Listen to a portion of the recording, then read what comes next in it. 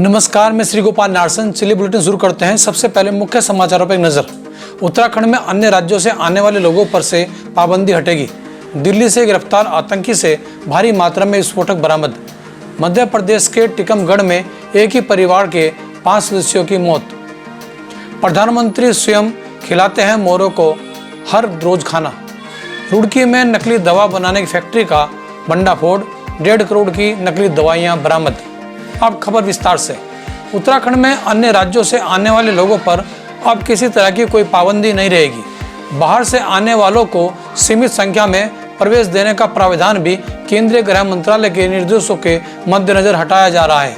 मुख्य सचिव ओम प्रकाश ने बताया कि प्रतिदिन सिर्फ 2000 लोगों को ही प्रवेश की अनुमति देने की पाबंदी हटाने के संबंध में पत्रावली मुख्यमंत्री श्री त्रिवेंद्र सिंह रावत को भेजी गई है, जिसकी बाबत प्रदेश सरकार नई गाइडलाइन जल्दी ही जारी करने जा रही है। दिल्ली से गिरफ्तार किए गए आतंकी मोहम्मद मुस्तकीम उर्फ अब्दुल यूसुफ उर्फ अबू यूसुफ की निशानदेही पर उत्तर प्रदेश से भारी मात्रा में विस्फोटक और बम बनाने का सामान बरामद किया गया है। यूसुफ के घर से 2 सुसाइड जैकेट, 1 सुसाइड बेल्ट भी बरामद की गई है, जिसे पहनकर वह फियादीन हमला करने की फिराक में था। मध्य प्रदेश के टीकमगढ़ में एक ही परिवार के 5 सदस्यों की मौत हो गई है। पुलिस के अनुसार मामला आत्महत्या का प्रतीत हो रहा है। घटना टीकमगढ़ जिले के खरगापुर इलाके की है। प्रधानमंत्री नरेंद्र मोदी अपने आवास पर रह रहे मोर को खाना खिलाना नहीं भूलते। ये हर रोज मोर को दाना खिलाते हैं। पीएम मोदी ने मोर पर एक कविता भी लिखी है। जीवात्मा ही शिवात्मा, अंतर मन की अंतरधारा, मन मंदिर में उजियारा सारा, फिर वाद विवाद संवाद, फिर सूर सबर संदेश, मोर चहकता मौन महकता।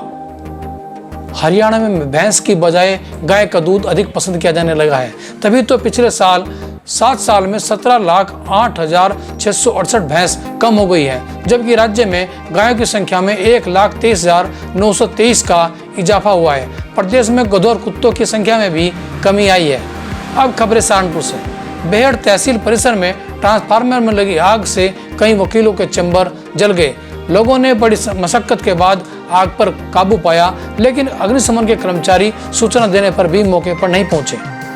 हकीकत नगर में पूर्व छात्र नेता डॉक्टर संजीव दुर्जन ने बताया कि सरकार द्वारा 60% अंक प्राप्त करने वाले छात्रों को ही छात्रवृत्ति मिलेगी के निर्णय के विरोध में अनिश्चितकालीन धरना दिया जा रहा है।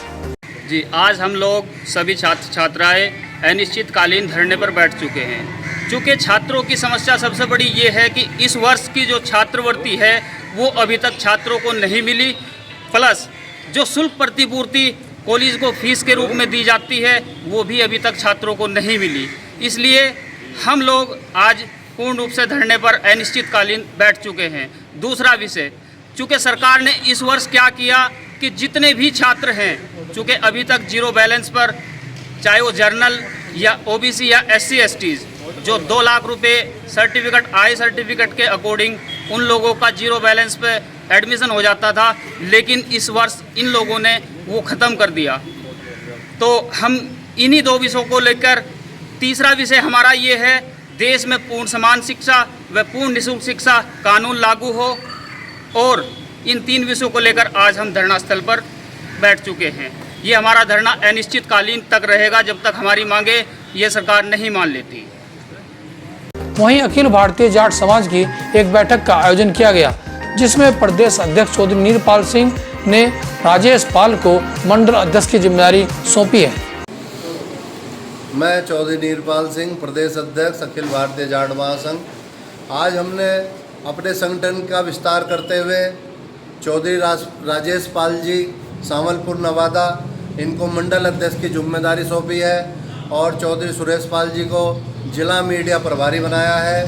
संगठन का विस्तार करने के लिए, सशक्तशाली बनाने के लिए, सामाजिक लड़ाई लड़ने के लिए, संगठन को मजबूत बनाने के उद्देश्य से ये किया गया है। और बैठक से पूर्व हमारे वरिष्ठ साथी, जिनका अभी पीछे 2-4 दिन पहले निधन हो गया, भाई सतपाल वर्मा जी हमारे बीच में नहीं रहे, समाज के लिए एक बहुत बड़ी क्षति है। तो हमने 2 मिनट का मौन धारण करके उनकी आत्मा की शांति के लिए हमने प्रार्थना की थी।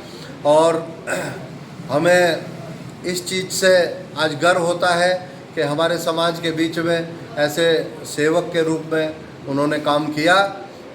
आज उनको जो है हमारा समाज भुला नहीं सकता। और संगठन को गति देते हुए, इनको आगे बढ़ाते हुए आज जो समाज में कुरीतियाँ फैल रही हैं, जैसे दहेज प्रथा है, कन्या भ्रूण हत्या है, आज हमारा नौजवान नशे की तरफ बढ़ रहा है, ये बड़ा चिंता का विषय है। इन सब को दूर करने के लिए, मृत्यु भोज बंद करने के लिए हमारा संगठन एक आगे कदम बढ़ाएगा और समाज में फैली कुरीतियों को दूर करने के लिए, समाज के उत्थान के लिए, उनको शक्ति प्रदान करने के लिए हम हर ठोस कदम उठाएंगे। जय जाट समाज, जय जवान, जय किसान। आज लॉकडाउन के चलते घंटाघर, नेहरू मार्केट, मंडी समिति, कोर्ट रोड, जामा मस्जिद आदि नगर के प्रमुख मार्गों पर सन्नाटा पसर रहा। वहीं प्रत्येक चौराहे पर पुलिस की सख्ती भी नजर आई। अब खबर रुड़की से है। रुड़की की गंगनहर पुलिस और ड्रग विभाग की संयुक्त टीम ने रुड़की में नकली दवा बनाने की फैक्ट्री का भंडाफोड़ किया है।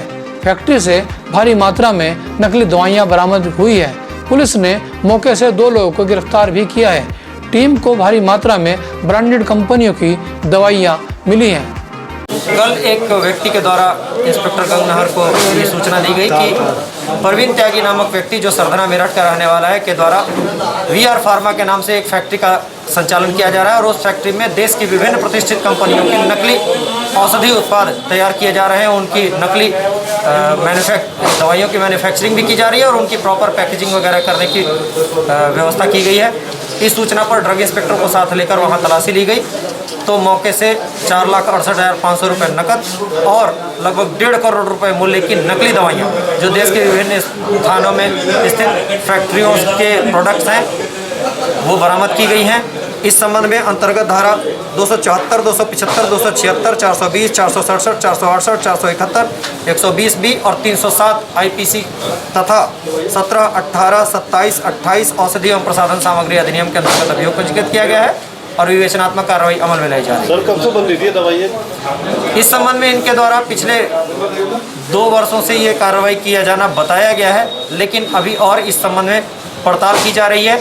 ये भी जानकारी इनके द्वारा दी गई है कि अब तक इनके द्वारा इस तरह से करोड़ों रुपए के औषधि सामग्री बेची जा चुकी है जो नकली थी। तो सर नामी कंपनी को कॉपीराइट करके बेचा था, कहाँ बेचा था? इनके पास किसी भी प्रोडक्ट का लाइसेंस नहीं था। जो दूसरी कंपनियों के जैसे FDC है, रेमिक है, इन सब कंपनियों के कोई लाइसेंस नहीं दिखा पाया ये और ना ही इस संबंध में किसी लाइसेंस के लिए आवेदन करना बताया। जिस कंपनी का इसके पास लाइसेंस था वीआर फार्मा का, उसकी बजाय अन्य कंपनियों के प्रोडक्ट्स इसके द्वारा बनाए जा रहे थे और वो फेक प्रोडक्ट्स थे। ये ड्रग इंस्पेक्टर के द्वारा मौके पर अपनी छानबीन और पड़ताल से प्राथमिक रूप से पाया गया। जिनकी कीमत करीब 1.5 करोड़ रुपए बताई जा रही है, सभी दवाइयों को जब्त कर लिया गया है। इसके अलावा फैक्ट्री से 4.5 लाख रुपए की नकदी भी बरामद हुई है। पुलिस ने फैक्ट्री को सील कर दिया है। उत्तराखंड व उत्तर प्रदेश खबरों के लिए बने रहिए हमारे साथ। नमस्कार।